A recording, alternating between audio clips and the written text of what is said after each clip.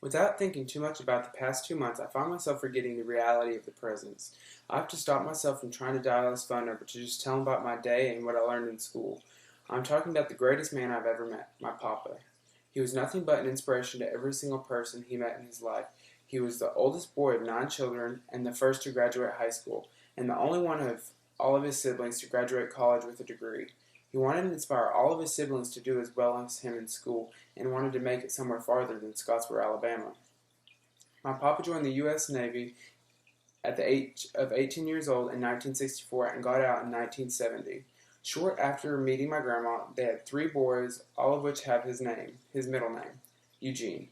My papa was the graduating class of 1971 from Los Angeles Police Academy. My papa was a very old-fashioned man. He did not like my grandma having too many responsibilities, so he left it up to himself to make all the money for the family. Being a police officer had him working crazy shifts all day and night long. After 32 hard years of being a police officer, he got to retire into his paradise, Lake Havasu, Arizona.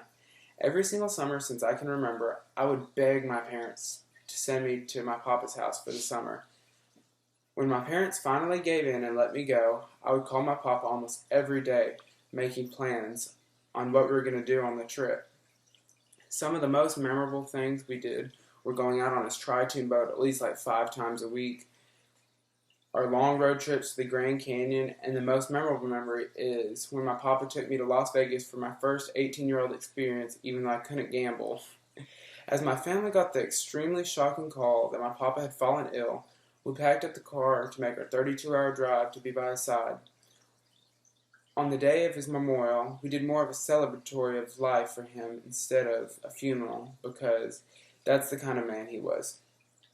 All of his past coworkers, friends, and even people that he helped as a police officer told us great stories about my papa and how encouraging and how much of an inspiration he was to each and every one of them.